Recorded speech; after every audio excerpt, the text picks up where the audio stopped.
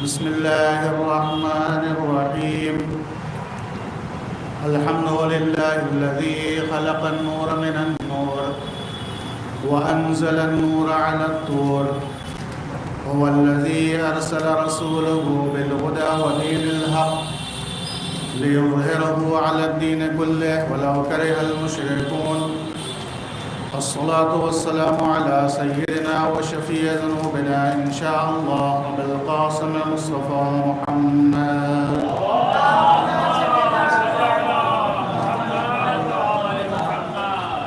وعلى آل بيته الطيبين الطاهرين المعصومين المظلومين، ولعنة الله على أعدائهم وغاصبي حقوقهم ومنكري فضائلهم أجمعين.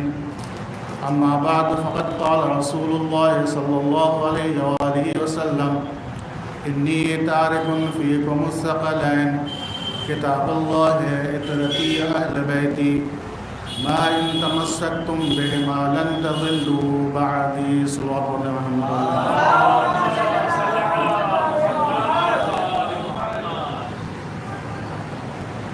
پیغمبر ختمی مرتبت کی بہت ہی مشہور اور معروف حدیث.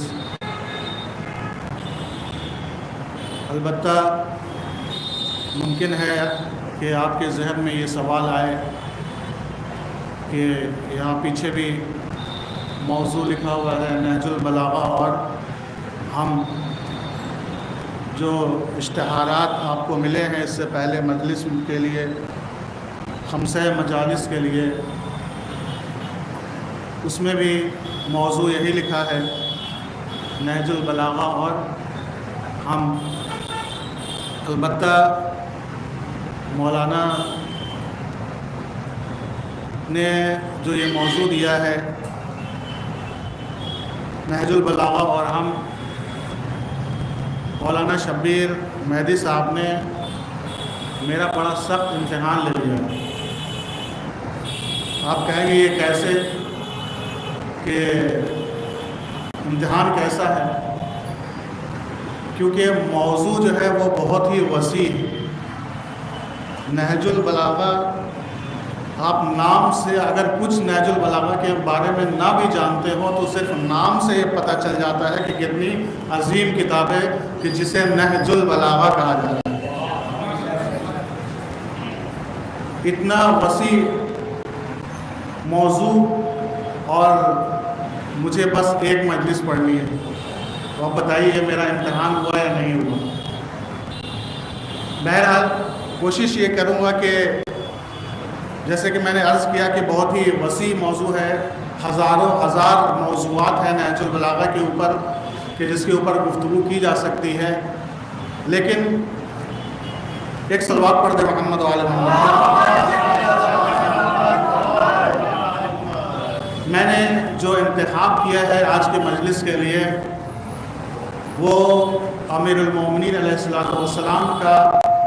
آپ کو معلوم ہے کہ نہج البلاغہ جو ہے وہ 3 حصوں پر مشتمل ہے.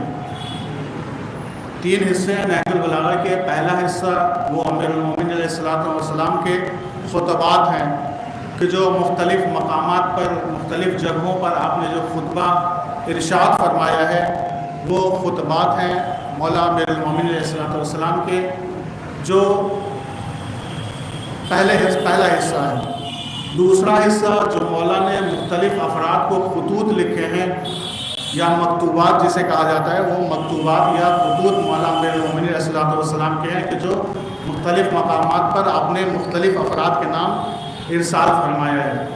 اور تیسرا اور آخری حصہ جو نہج البلاغہ کا ہے وہ کلمات قصار ہے، جس میں مولا کے چھوٹے چھوٹے کوٹیشنز ہیں جو آپ نے اپنے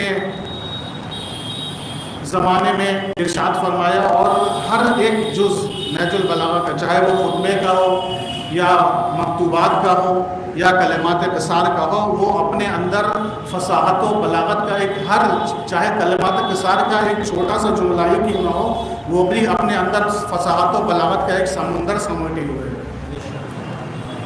تو اسی کے اوپر میں آپ سے گفتگو کروں گا جو تھوڑی دیر، چونکہ بہت ہی وسیع موضوع ہے اور انتخاب کرنا بھی میرے لیے بہت ہی مشکل تھا، لہٰذا میں نے جو انتخاب کیا ہے کہ وہ مکتوبات جو مولا نے ارسال فرمائے ہیں اس میں سے ایک مکتوب جس کا نمبر ہے نہج البلاغہ کے، جو نہج البلاغہ میرے پاس موجود ہے اس میں 69 نمبر کا مکتوب اور خط جو مولا نے اپنے ایک صحابی حارث حمدانی کے نام ارسال فرمایا ہے۔ ایک صلوات پڑھ دیں محمد۔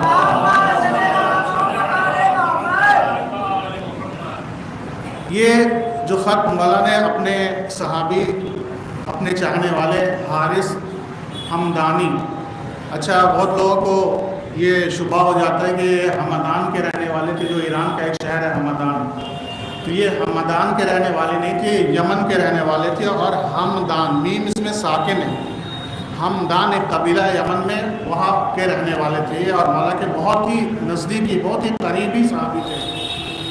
اور ہمارے برادران اہل سنت کے علماء نے بھی ان کے بارے میں لکھا ہے کہ من خواص سے اصحاب مولانا امیر المومنین، کہ مولانا امیر المومنین کے خاص صحابیوں میں سے تھے۔ اور مولا کی زندگی کتنی محبت تھی ان کو مولا سے، 1-2 منٹ میں ان کے حوالے سے گفتگو کر دوں کہ کتنے نزدیکی صحابی تھے مولا کے، اور جب کتنی محبت تھی ان کو مولا سے، کتنا چاہتے تھے مولا کو۔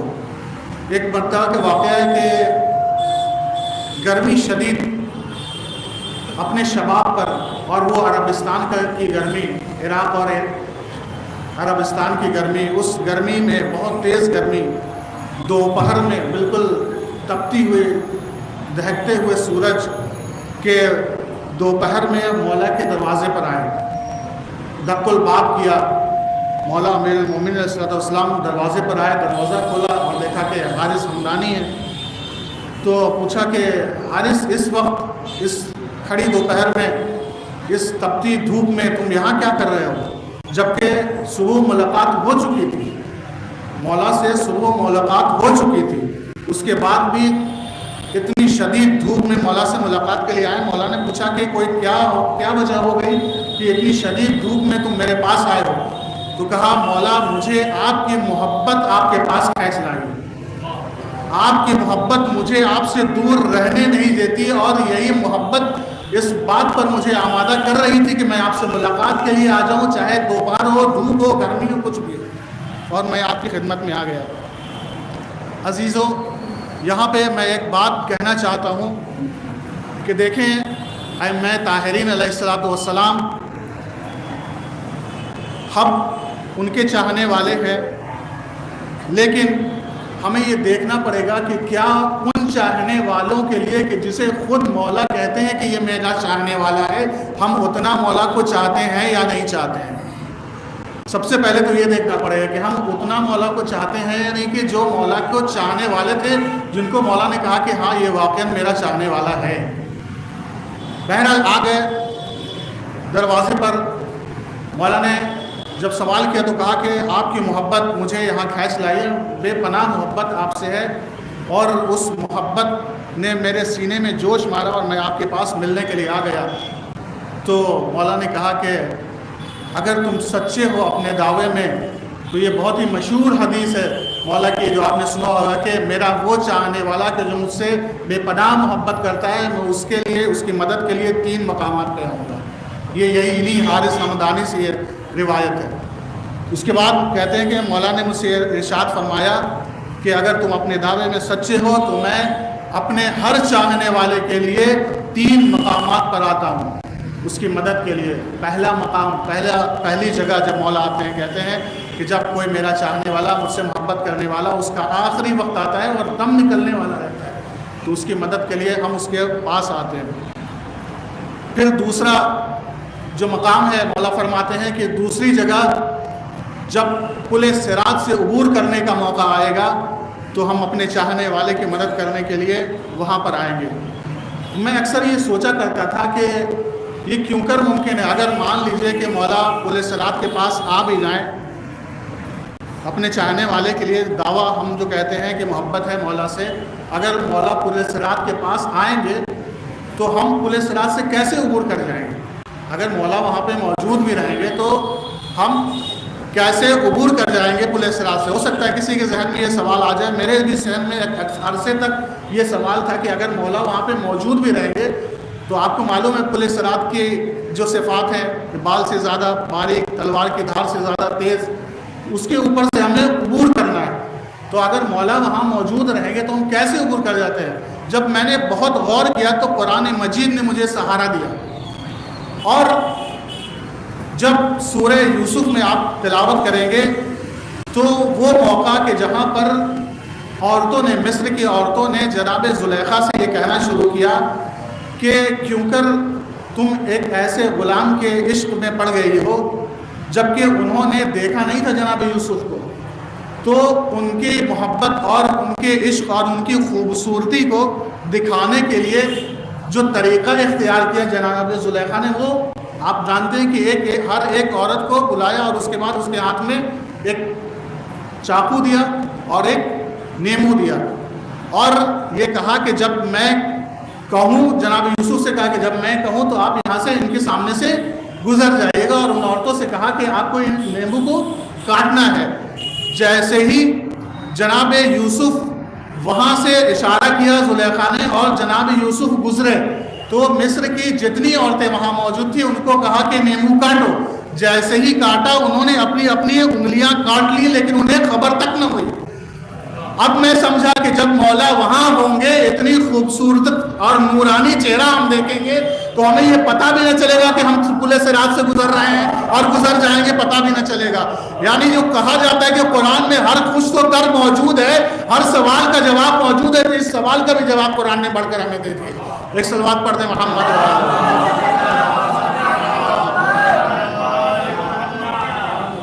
اور تیسرا مقام جو مولا نے فرمایا، تیسری جگہ حوض کوثر پر میں موجود رہوں گا تمہیں اپنے ہاتھوں سے سیراب کرنے کے لیے. کتنا خوش نصیب ہے وہ انسان کہ جو وہاں تک پہنچے اور خود مولا اپنے ہاتھوں سے اسے سیراب کرے. ذرا غور کریں کہ یہ کتنا بڑا مرتبہ ہے کہ مولا علی امیر کائنات کے ہاتھوں سے حوض کوثر سے سیراب ہونے کا موقع ملے گا. ایک صلوات پڑھ دیں محمد وعلیہ.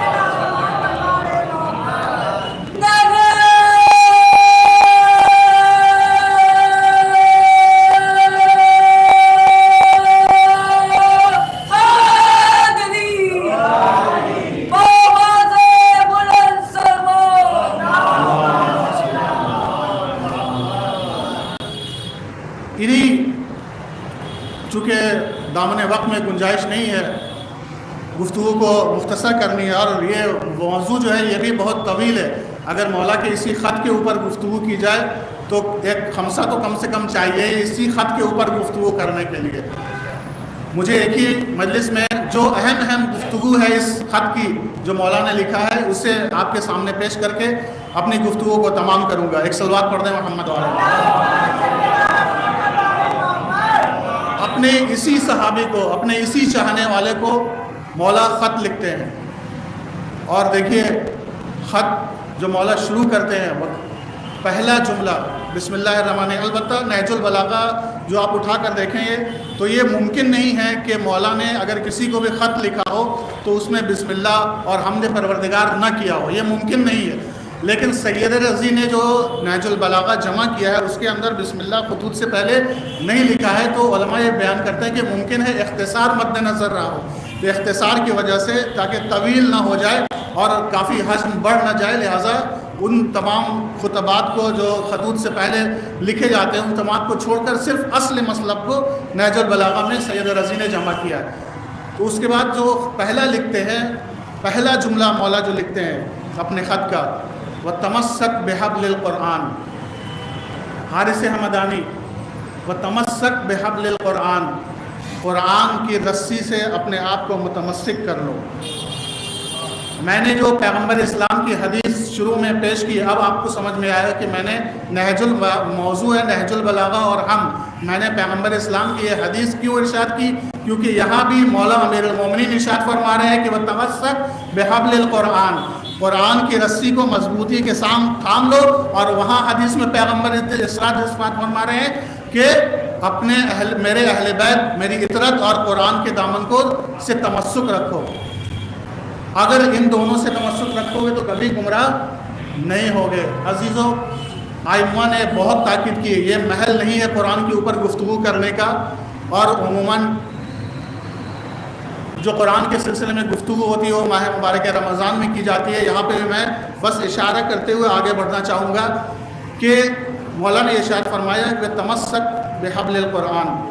دیکھیے یہ لفظ جو مولانا نے استعمال کیا ہے، یا نبی کریم نے جو اپنے حدیث میں ارشاد کیا ہے تمسک، ایک لفظ ہے امساک اور ایک ہے تمسک، دونوں کا مادہ ایک ہے، امساک اور تمسک۔ آپ روزہ رکھتے ہیں، روزے کے لیے بھی کہا جاتا ہے امساک، دونوں میں لیکن بڑا فرق ہے۔ امساک وہاں پہ استعمال ہوتا ہے کہ آپ کسی چیز کو پکڑیں، اس سے وابستہ ہو جائیں، لیکن آپ کی وجہ سے وہ چیز محفوظ ہو جائے، اسے کہتے ہیں امساک۔ آپ نے جس سے رابطہ رکھا، آپ کی وجہ سے وہ شے محفوظ ہو گئی، اسے کہا جاتا ہے امساک۔ آپ نے روزہ رکھا، کھانے پینے سے پرہیز کیا تو آپ کا روزہ باقی محفوظ رہ گیا۔ لیکن تمسک وہاں استعمال کیا جاتا ہے کہ جس چیز سے آپ متمسک ہو جائیں اس کی وجہ سے آپ محفوظ ہو جائیں۔ پیغمبر نے ارشاد فرمایا قرآن سے متمسک ہو جاؤ تم محفوظ ہو جاؤ گے، میرے آل سے، میری آل سے، میرے اہل بیت سے متمسک ہو جاؤ تم محفوظ ہو جاؤ گے۔ یہاں امیر المومنین ارشاد فرماتے ہیں وَتَمَسَّكْ بِحَبْلِ الْقُرْآنِ، قرآن کی رسی سے کو مضبوطی سے تھام لو، اس سے متمسک ہو جاؤ تم محفوظ ہو جاؤ گے، قرآن تمہاری حفاظت کرے گا۔ ایک صلوات پڑھ دیں محمد۔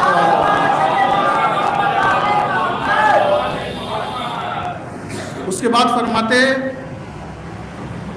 وَتَمَسَّكْ بِحَبْلِ الْقُرْآنِ وَانْتَصِحْهُ، اور قرآن کو اپنا ناصح قرار دو، اس سے نصیحتیں حاصل کرو۔ بے شمار نصیحتیں قرآن مجید میں موجود ہیں، گفتگو کا موضوع نہیں ہے ورنہ میں مثالیں دیتا آپ کو۔ قرآن سے نصیحتیں، ہم سوچتے ہیں کہ ایک ممبر پہ آنے والا عالم ہی نصیحت کر سکتا ہے، ہمارے گھر میں تاپ پہ جو قرآن رکھا ہوا ہے وہ بھی نصیحت کر سکتا ہے۔ اگر ہم اس سے رجوع کریں تو قرآن سے رجوع کریں، قرآن نصیحت کرے گا۔ پھر اس کے بعد وَأَحِلْ حَلَالَهُ وَحَرِّمْ حَرَامَهُ، قرآن کے حلال کو حلال سمجھو، اس کے حرام کو حرام سمجھو۔ پھر اس کے بعد فرماتے ہیں کہ قرآن سے عبرت حاصل کرو، اس کے واقعات کو پڑھو، اور پڑھ کر یوں ہی گزر نہ جاؤ بلکہ اپنے آنے والی زندگی کو پچھلی زندگی سے مطابقت دو۔ قرآن میں جو باتیں لکھی جا چکی ہیں اس سے اپنی زندگی کو سنوارو، بہتر بناؤ۔ کیسے؟ اب دیکھیں قرآن مجید، یہ اسی سورہ یوسف جس کا میں نے ذکر کیا، کیسے ہم اپنی زندگی کو بہتر بنا سکتے ہیں۔ اسی سورہ یوسف میں دیکھیے آ کر پورا واقعہ جب ختم ہوتا ہے سورہ یوسف کا تو ہمیں درس دیتا ہے قرآن۔ یہ واقعہ اتنا بڑا گناہ تھا جناب یوسف کے بھائیوں کا، کتنا بڑا، کتنی اذیتیں اس کی وجہ سے جناب یوسف نے اٹھائیں۔ کنویں میں ڈالا گیا، بازار میں بیچے گئے، دربار میں اذیتیں اٹھائیں، یہاں تک کہ قید خانے تک بھی گئے۔ اتنی زحمتیں بھائیوں کی وجہ سے جناب یوسف نے اٹھائی، لیکن وہی بھائی جب آخری وقت میں آئے معافی مانگنے کے لیے، اتنی اذیتوں کے باوجود بھی جناب یوسف نے معاف کر دیا۔ قرآن ہمیں درس دے رہا ہے اتنا تمہارا بھائی تمہیں اذیتیں نہیں دے سکتا جتنا یوسف کے بھائی نے یوسف کو اذیت دی، لیکن اس کے باوجود بھی یوسف نے اپنے بھائیوں کو معاف کر دیا، تو کیا تم اپنے بھائی کو معاف نہیں کر سکتے؟ قرآن درس دے رہا ہے، اٹھا کے پڑھو، عبرت حاصل کرو۔ ایک صلوات پڑھ دیں محمد والے۔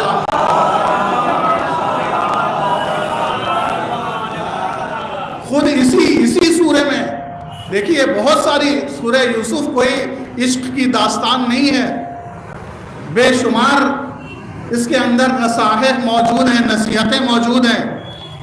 ہم اہل بیت کے چاہنے والوں کے لیے بہترین درس ہے، نمونہ ہے جناب یعقوب کی زندگی، کہ جناب یعقوب صرف اپنے بیٹے کا انتظار نہیں کر رہے تھے، جناب یعقوب کو معلوم تھا، بہت اچھے سے معلوم تھا کہ جناب یوسف اس دنیا میں ہیں، زندہ ہیں، صرف نظروں سے اوجھل ہیں۔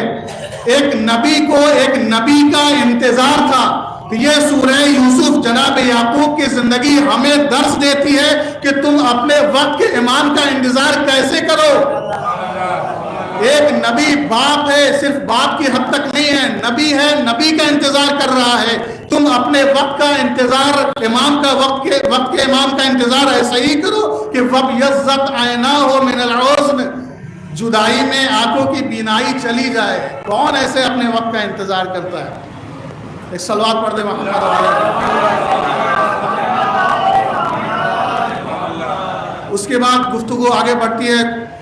چونکہ میں نے عرض کیا کہ پوری بات جو اس خط میں ہے میں عرض نہیں کر سکتا، بس جو اہم نکات ہیں اس کی طرف آپ کے متوجہ کرنا چاہتا ہوں. پھر اس کے بعد ایک جگہ مولا اسی خط میں ارشاد فرماتے ہیں وَلَا تَجْعَلْ عِرْضِكَ غَرَضًا لِنَوَالِ الْقَوْلِ. بہت اہم جملہ ہے یہ، وَلَا تَجْعَلْ عِرْضِكَ نِبَالًا لِقَوْلِ. اپنی اگر ظاہری ترجمہ کروں صرف اس کا تو عرض کہتے ہیں آبرو کو. اپنی آبرو کو لوگوں کے الفاظ کے تیر کا ہدف نہ بناؤ. اپنی آبرو کو، دیکھیے ہم گفتگو کرتے ہیں دوسروں کی آبرو کی حفاظت کی، ہم گفتگو کرتے ہیں دوسروں کی آبرو کی حفاظت کی کہ دوسرے کی آبرو کی حفاظت کرو. کہیں ایسا نہ ہو کہ تم سے کسی کی آبرو ریزی ہو جائے، تم کسی کی عزت کو پامال کر دو. یہاں مولا فرما رہے دوسروں کو تو چھوڑو، وہ تو کرنا ہی کرنا ہے. وَلَا تَجْعَلْ عِرْضَكَ نَزَالًا لِرَبِّ الْقَوْلِ. اپنی آبرو کو دوسروں کے الفاظ کے تیر کا ہدف قرار نہ دو. اور غرض، ابھی غرض کتنا اچھا لفظ مولانا نے استعمال کیا یہاں پر، اسی لیے اس کو نہج البلاغہ کہا گیا ہے. نہج البلاغہ اسی لیے کہا گیا ہے. اب آپ غور کریں کہ یہ جو لفظ مولانا نے استعمال کیا ہے غرض کسے کہتے ہیں؟ یوں تو بہت سارے معنی ہیں غرض کے. ہم کہتے ہیں یہ میرا غرض ہے، یہ میرا ہدف ہے، لیکن غرض کے لغت میں جو میں نے معنی دیکھا ابھی آپ کے لیے بہت ہی آسان سے سمجھ سکتے ہیں کہ ابھی اولمپک چل رہا ہے. تو اولمپک میں جو تیر اندازی ہوتی ہے اور جو شوٹنگ ہوتی ہے تو ایک دائرہ بنا ہوتا ہے، چاہے چوکور یا گول. تو تیر انداز اسی دائرے کی طرف تیر پھینکتا ہے اور تیر اسی دائرہ جو لگا ہوتا ہے، بورڈ لگا ہوتا ہے، اسی کے اوپر جا کر لگنا چاہیے. کہتے ہیں لغت میں لکھا ہے کہ غرض کے ایک معنی اسی بورڈ کے ہے کہ جس کے اوپر تیر انداز تیر چلاتا ہے. کتنا اچھا لفظ مولانا نے استعمال کیا ہے کہ اپنے آبرو کو وہ تابلو اور وہ بورڈ نہ بناؤ کہ جس کے اوپر لوگ اپنے الفاظ کے تیر ماریں. اور یہ کیوں کر ممکن ہے؟ بہت ساری مثالیں دی جا سکتی ہیں اس کے لیے کہ انسان اپنے آبرو کی حفاظت کیسے کرے. اپنے آبرو کی حفاظت انسان کیسے کرے؟ بہت سارے مواقع ہیں، بہت سارے. بس ایک مثال دینا چاہتا ہوں آپ کی خدمت میں. ایک صلوات پڑھ دیں محمد علیہ.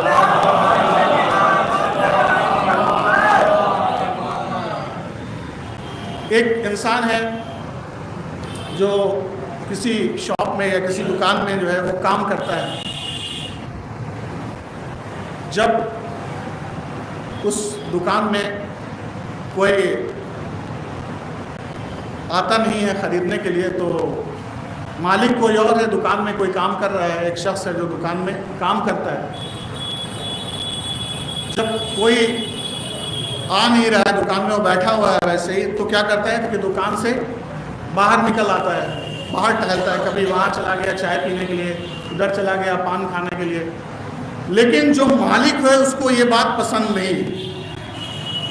مالک کو، جو شاپ کا آنر ہے، اسے یہ بات پسند نہیں ہے کہ میرا امپلائی جو ہے وہ، اب یہ مثال آپ کہیں پہ بھی سیٹ کر سکتے ہیں، میں دکان کی مثال دے رہا ہوں. میرا جو امپلائی ہے اسے پسند نہیں ہے کہ جب اگر گراہک نہیں بھی آ رہا ہے تو یہ باہر ادھر ادھر گھومنے جائے، چائے پینے جائے، پان کھانے جائے، سگریٹ پینے جائے. اسے پسند نہیں ہے. اگر پسند نہیں ہے، معلوم ہو گیا کہ مالک کو یہ بات پسند نہیں ہے کہ میں ادھر ادھر گھومنے جاؤں، اس کے باوجود، معلوم ہونے کے باوجود بھی اگر ادھر ادھر جا رہا ہے تو اس کا مطلب وہ اپنی آبرو ریزی کرنے خود جا رہا ہے. ایک نہ ایک دن وہ ہڑکائے گا، ڈانٹے گا کہ تم کو سمجھ میں نہیں آتا، مولا اسی کی طرف اشارہ کر رہے ہیں کہ اپنے آبرو کو، اپنی عزت کی حفاظت تم خود کرو، دوسرا تمہارے آبرو اور عزت کی حفاظت نہیں کرے گا۔ ایک صلوات پڑھ دیں محمد وعلی محمد۔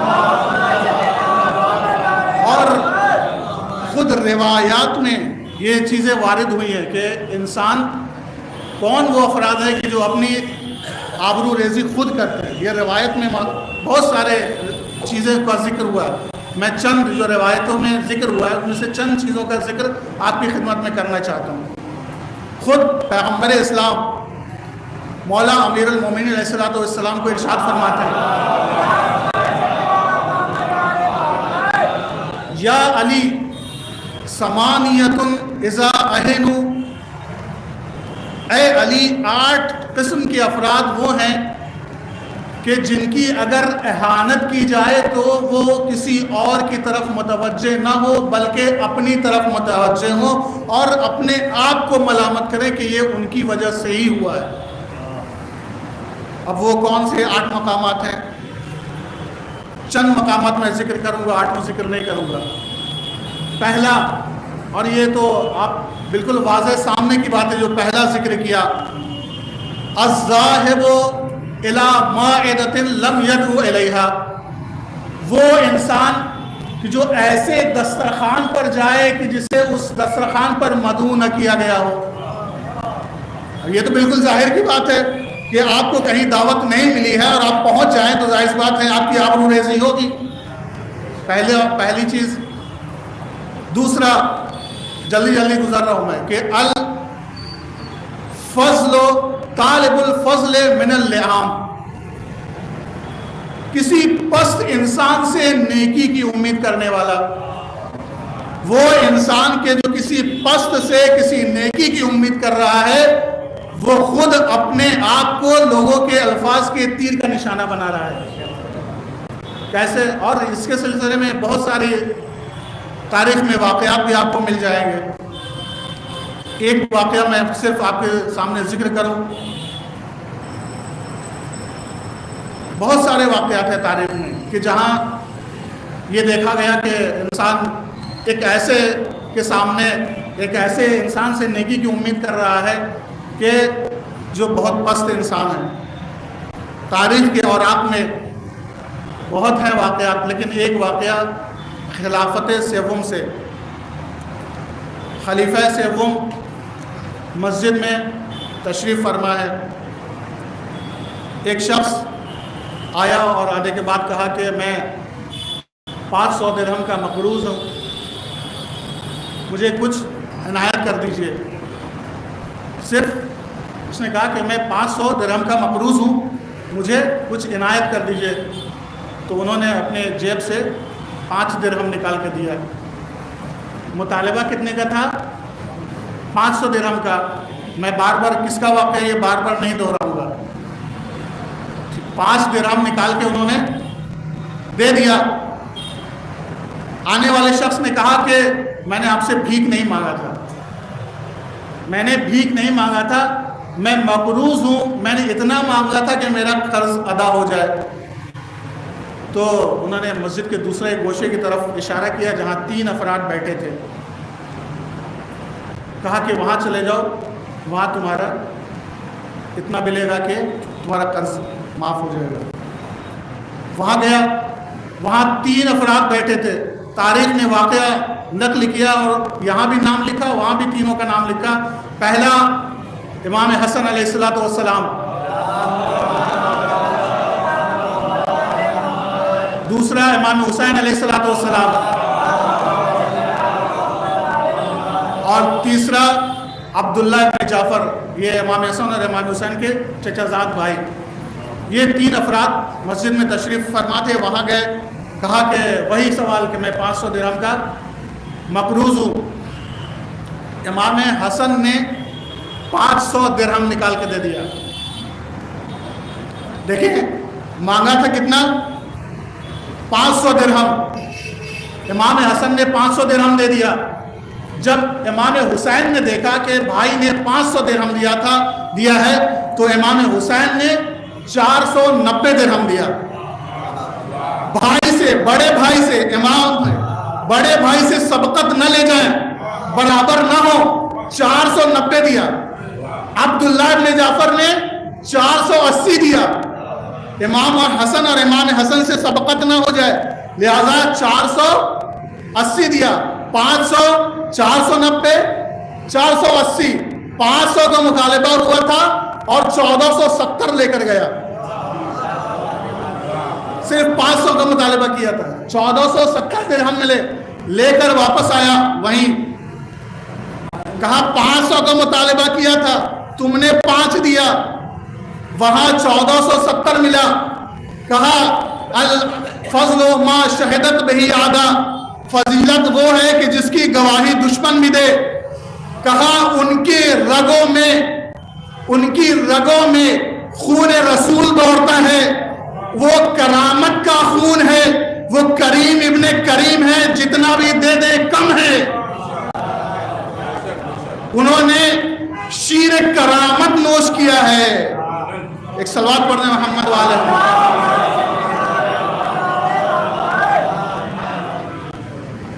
دیکھیں یہ بہت تیزی کے ساتھ وقت گزر رہا ہے۔ ابھی تقریباً آدھا گھنٹہ مجھے، تقریباً کیا پورے آدھا گھنٹے مجھے ہو گیا ممبر پہ بیٹھے ہوئے، اور ابھی میں نے صرف 2 فقرے کی تشریح کی ہے۔ بس میں آپ سے یہی گزارش کروں گا کہ میں جہاں تک بیان کر سکوں آپ گھر پر جا کر، ہندی میں بھی نہج البلاغہ موجود ہے، ویب سائٹ پہ سرچ کر کے بھی آپ دیکھ سکتے ہیں۔ اس خط کو مولا کے جو اپنے صحابی حارث حمدانی کے لیے نام انہوں نے لکھا ہے، جو فراز چھوٹ جائے، آپ اس خط کو، بہت مختصر آدھے صفحے کا خط ہے، ضرور پڑھیے گا اس خط کو۔ اور اس کے اندر تقریباً 30 اخلاقی اور معاشرتی حقوق بیان کیے ہیں مولا نے، 30 جو انسان پڑھ کر اپنی زندگی کو، اپنے معاشرے کو، اپنے اخلاق کو بہتر سے بہتر بنا سکتا ہے۔ اور اس کے بعد میں 2-3 باتیں اور عرض کر کے آپ کی زحمت کو تمام کروں گا۔ ایک اور صلوات پڑھ دیں محمد والا۔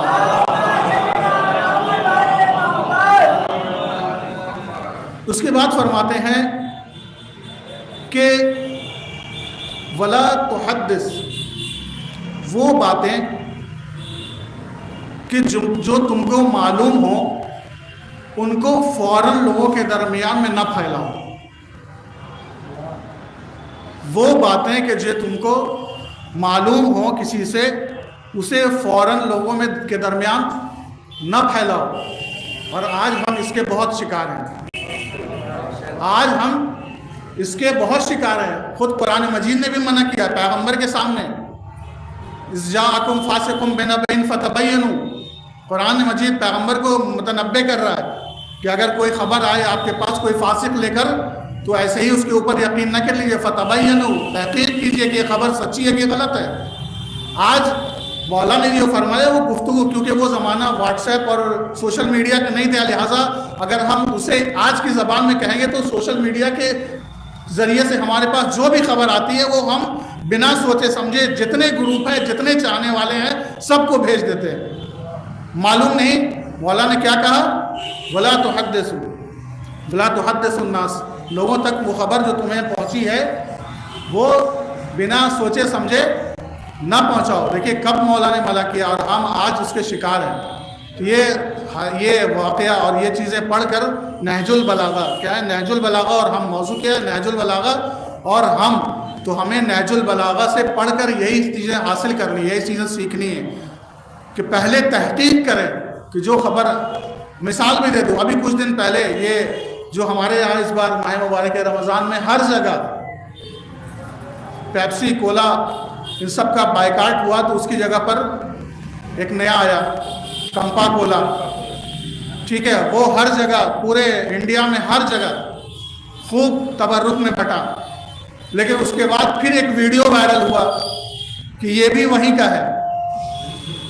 سب نے ایک دوسرے کو بھیجنا شروع کیا بنا تحقیق کیے کہ یہ بات صحیح ہے یا غلط۔ سب نے ایک دوسرے کو بھیجنا شروع کیا کہ یہ کمپا کولا بھی وہیں کا ہے۔ کسی نے تحقیق نہیں کیا۔ اگر نہج البلاغہ پڑھ لیے ہوتے تو پہلے تحقیق کرتے کہ وہاں کا ہے یا نہیں ہے، پھر اس کے بعد اس کے اوپر آگے عمل میں آتے۔ ایک صلوات پڑھ دیں محمد والے۔ اور مولا نے دونوں سکے کے دونوں پہلو کو یہاں بیان کیا ہے. صرف یہی نہیں کہ جو خبر تمہیں ملے اسے فوراً دوسروں تک نہ پہنچاؤ، دوسرا خبر بھی، دوسری بات جو سکے کا دوسرا پہلو ہے بھی امام نے ارشاد فرمایا کہ اگر تمہیں کوئی خبر معلوم ہو تو اسے فوراً جھٹلاؤ بھی نہیں. اکثر افراد آپ کو معاشرے میں ایسے بھی مل جائیں گے کہ جن کا کام صرف اور صرف تنقید کرنا ہے. اگر کوئی، مولا نے دونوں طرف دونوں رخ کو بیان کیا ہے کہ اگر آئے کوئی پیغام ملے، کوئی بات تم تک پہنچے تو فوراً نہ پہنچاؤ اور فوراً جھٹلاؤ بھی نہیں. اب تحقیق کرو، تحقیق کرو گے تو دو صورتوں سے خالی نہیں ہوگا، یا تو وہ بات صحیح ہوگی یا غلط ہوگی. اگر صحیح ہوگی تب پھیلاؤ اور اگر غلط ہوگی تو اپنے ہی تک دبا لو. ایک صلوات پڑھ دے محمد والے محمد. اس کے بعد دو تین باتیں اور اس خط سے میں آپ کی خدمت میں پہنچانا چاہتا ہوں. چھوڑ رہا ہوں اور گفتگو کو، جو اہم چیزیں ہیں میں آپ کو پہنچا رہا ہوں. اور فرماتے ہیں اس خط میں مولا کہ وَاسْكُنِ الْمَسَارَ الْعِظَامِ فَإِنَّهَا جِمَاعُ الْمُسْلِمِينَ. مقصد امام نے جو بیان کیا ہے وہ ایک ہی بیان کیا ہے، لیکن اس کا مقصد بہت سارا بھی ہو سکتا ہے. امام نے فرمایا وَاسْكُنِ الْمَسَارَ الْعِظَامِ، بڑے شہروں میں سکونت اختیار کرو. اب اس کے پیچھے دیکھیے امام کا مقصد کیا تھا وہ ہم اور آپ نہیں پہنچ سکتے. امام کیا کہنا چاہ رہے ہیں ہمارے ناقص عقل میں جو آئے گا وہی ہم سمجھ سکتے ہیں، اور حقیقت کیا ہے وہ صرف وہی جانتے ہیں، ہم نہیں جانتے. امام نے جو یہ ارشاد فرمایا، جو ظاہر چیزیں سمجھ میں آتی ہیں وہ یہی ہے کہ امام نے جو فرمایا کہ بڑے شہروں میں سکونت اختیار کرو، اور علت جو وہاں بیان کی فَإِنَّهَا جِمَاعُ الْمُسْلِمِينَ، کیونکہ وہاں مسلمان بڑے شہروں میں زیادہ تعداد میں رہتے ہیں. اگر زیادہ مسلمانوں کے درمیان میں رہو گے تو تم محفوظ رہو گے.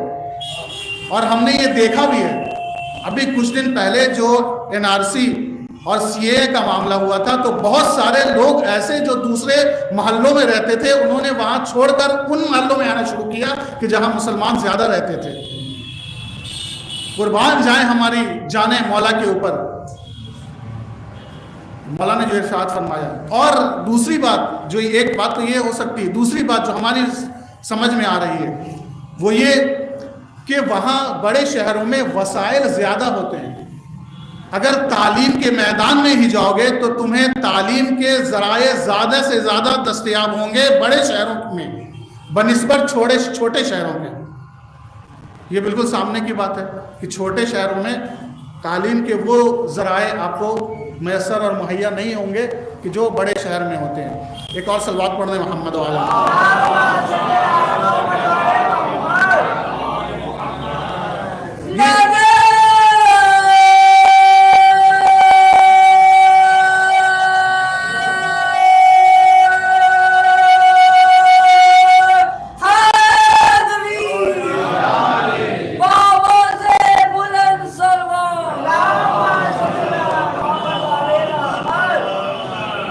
اچھا، یہ مولا کا جو کلام ہے نہج البلاغہ، اس کی عظمت کا اقرار سب نے کیا ہے.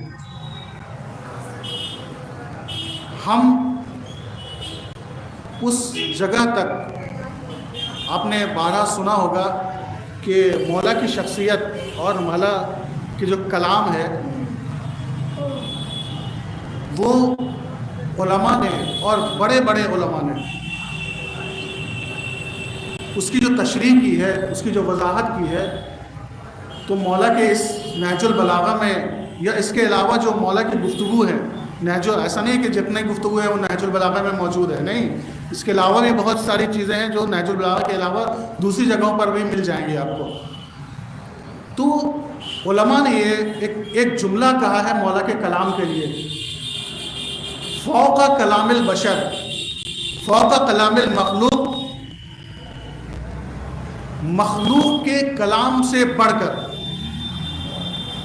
یعنی مخلوقات میں کوئی بھی کچھ بھی گفتگو کر لے لیکن اس کی بلندی پر نہیں پہنچ سکتا کہ جو کلام کی بلندی مولا امیر المومنین علیہ الصلوۃ والسلام کی۔ اس کے بعد کہا کہ تحت کلام البشر خالق، لیکن خالق کا جو کلام ہے یعنی قرآن مجید، اس کے ایک پائیدان نیچے، یعنی مولا کا کلام حد وسط ہے خالق اور مخلوق کے کلام کا۔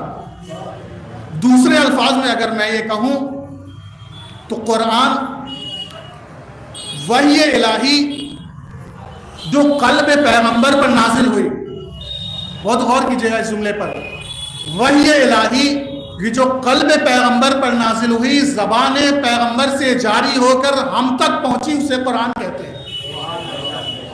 الہام الہی، وحی الہی کا نام قرآن، الہام الہی جو امیر المومنین کے قلب پر نازل ہوئی اور مولا کے دہن مبارک سے یا قلم سے جاری ہو کر نہج البلاغہ کی شکل میں ہم تک پہنچی، اسے نہج البلاغہ کہتے ہیں۔ اور لوگوں نے اقرار کیا، دوسروں نے اقرار کیا۔ ایک بہت بڑے ادیب عربی کے، ان کے اعزاز میں ایک جلسہ، ایک سیمینار ہو رہا تھا مصر میں، تو ظاہر سی بات ہے کبھی کبھی لوگ چاپلوسی میں کچھ بھی بول جاتے ہیں، تو ان کے قریب جن کے اعزاز میں شکیب مصری نام تھا ان کا، ان کے اعزاز میں بہت بڑے ادیب ہیں وہ، واقعاً بہت بڑے ادیب، ان کے اعزاز میں ایک سیمینار ہو رہا تھا مصر میں۔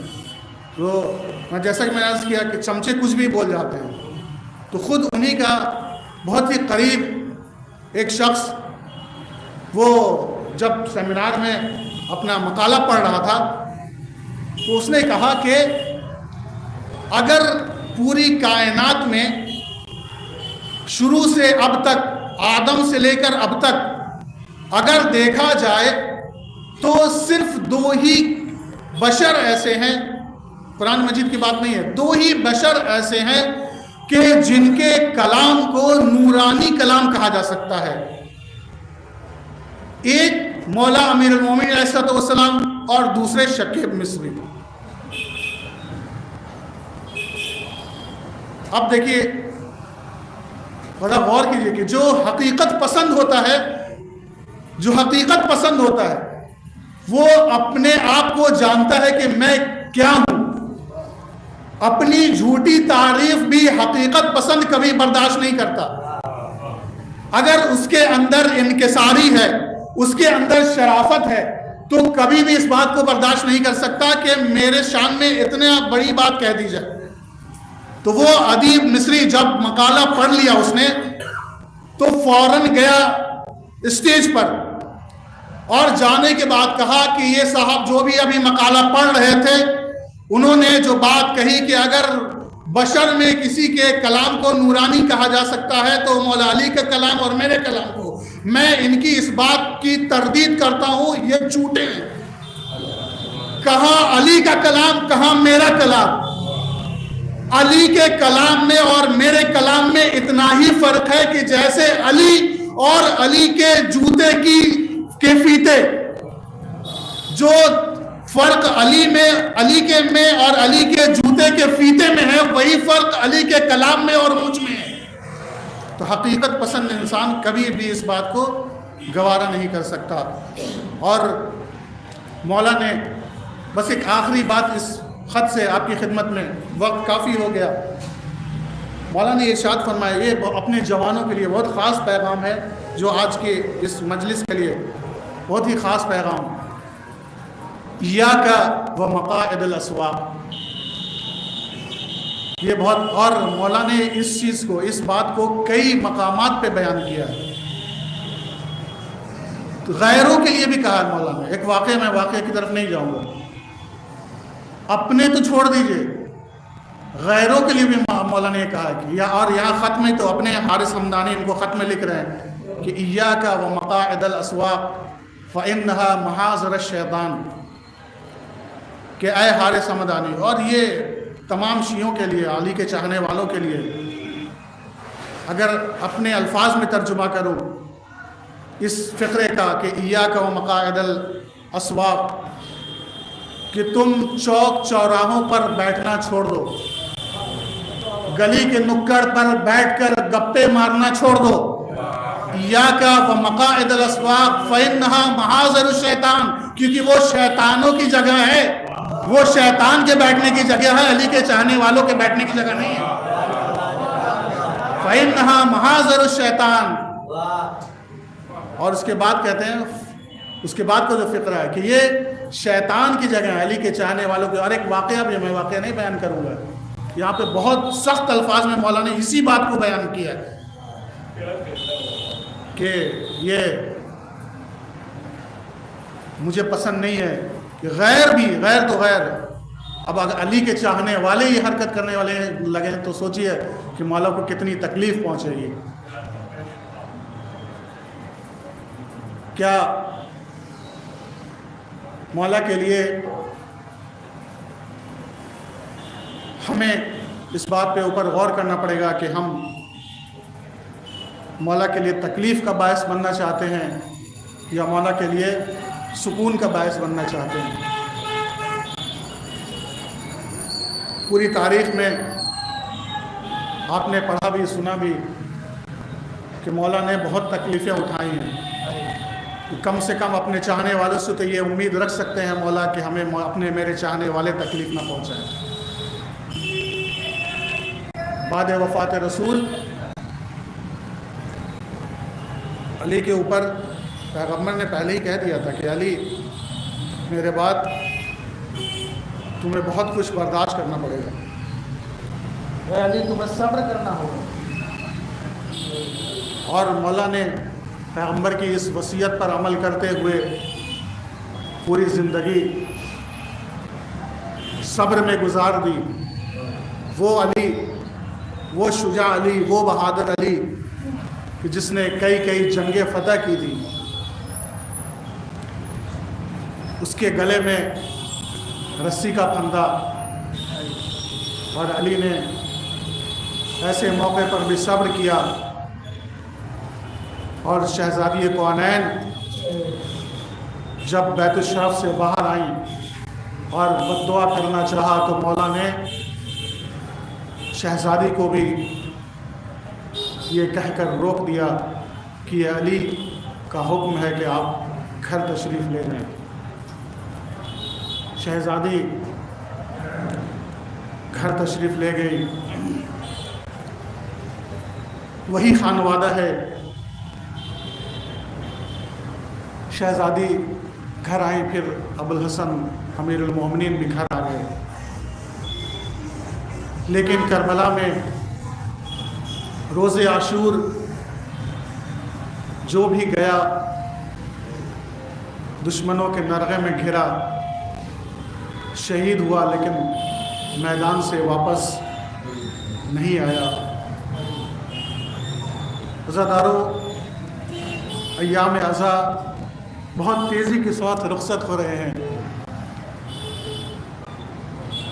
جتنا گریہ کرنے کا حق ہے ہم اتنا گریہ نہیں کر سکے۔ شہزادی کے خدمت میں دست بدعا ہے کہ شہزادی یہ جو چند روز، چند ایام عزا کے بچے ہیں، ہمیں توفیق عنایت فرمائے کہ ہم آپ کے لال کے اوپر زیادہ سے زیادہ گریہ کر سکیں۔ کیونکہ امام حسین علیہ السلام اس شہید کا نام ہے کہ جسے رلا رلا کر شہید کیا گیا۔ عزادارو، کتنا کریم امام ہے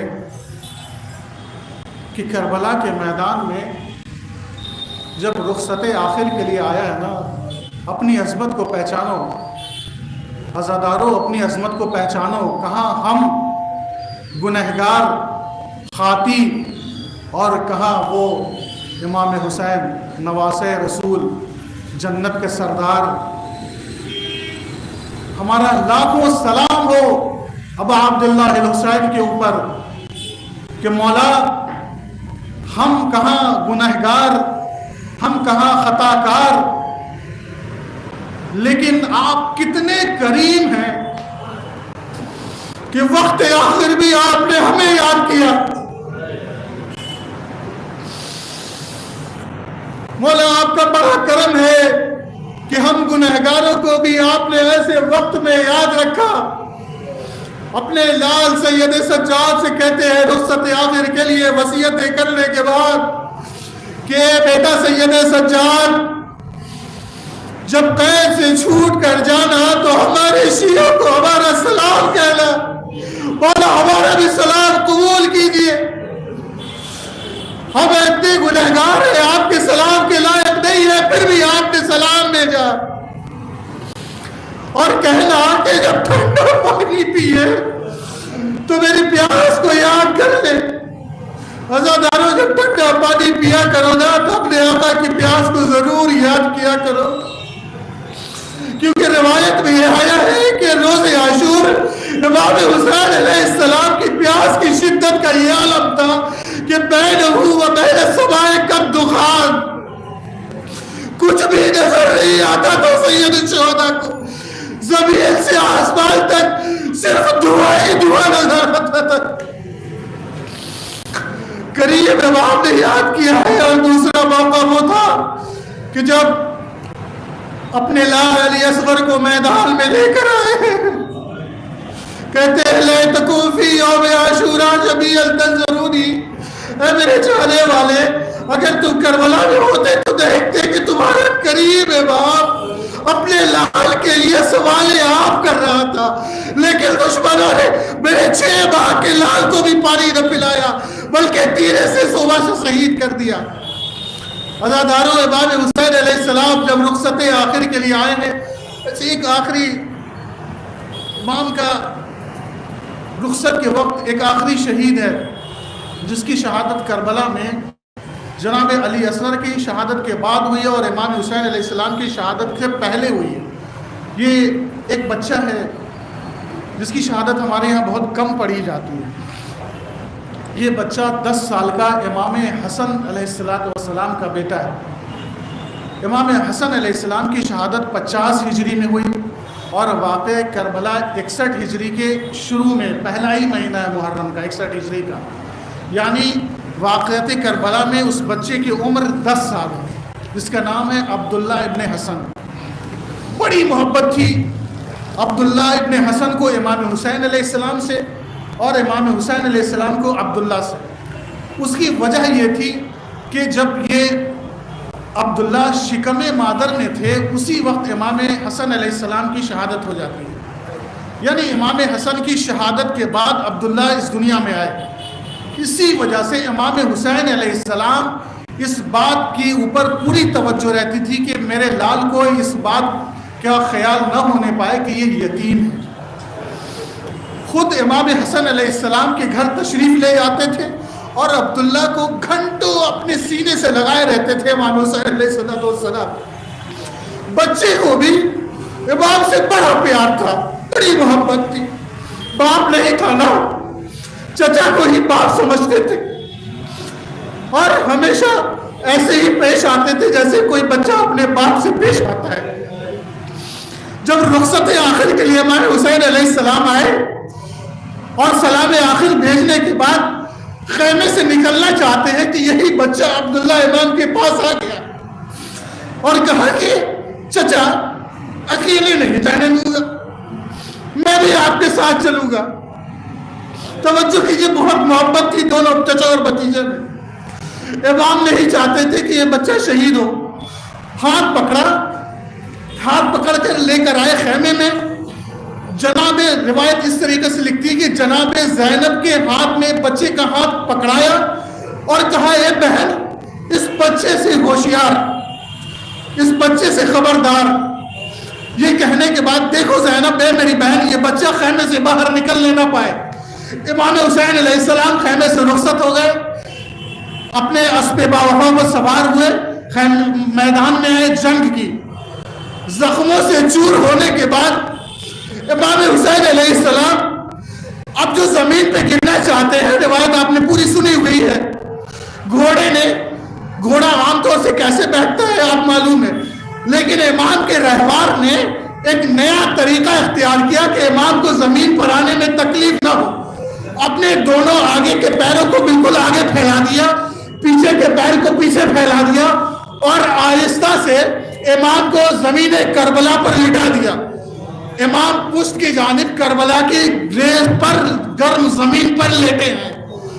ادھر یہ بچہ جسے امام خیمے میں چھوڑ کر آئے تھے جناب زینب سے ہاتھ کو چھڑایا. اور بہت تو بہت زیادہ دور نہیں ہے, جو لوگ زیارت پہ گئے انہوں نے دیکھا ہوگا پلر زینبیہ اور نشیب میں کتنا فاصلہ ہے. ہاتھ کو چھڑا کر آیا اسی جگہ پر جہاں بعد حسین کربلا کی زمین پر لیٹے تھے. اب جو دیکھا تو دیکھا چچا زخموں میں چور ہے. ایک لطف بھرا جملہ کہا, اے چچا اٹھئے چلیے خیمے میں, پھوپھی سے کہوں گا آپ کے زخموں کو پوچھ دے, آپ کے زخموں کو صاف کر دے. ایک مرتبہ جو امام ہوش میں نہ آئے بازو خطاب کے ہلانا شروع کیا, اے چچا اٹھئے نا, ارے پھوپھی آپ کا انتظار کر رہی ہے, سکینہ خیمے میں آپ کا انتظار کر رہی ہے. جب امام کے نقص سے آنکھیں کھولی تو کیا دیکھا کہ میرا بھتیجا میرے سرہانے کھڑا ہے. ایک مرتبہ باہوں کو پھیلا دیا, اپنے سینے سے نکال لیا, ارے ادھر قاتل کا وار چلا, سر و تن میں جدائی ہو گئی. ایک مرتبہ امام حسین کے سر و تن میں جدائی کرنے کے لیے شمر خندق لے کر آگے بڑھا, ارے پشت کی جانب سے وار کر کے سر و تن میں جدائی کی. فضا میں آواز گونجی, اللہ قتل الحسین کربلا, اللہ ذبح الحسین. دنيا نظلة والخدمة بوين الماي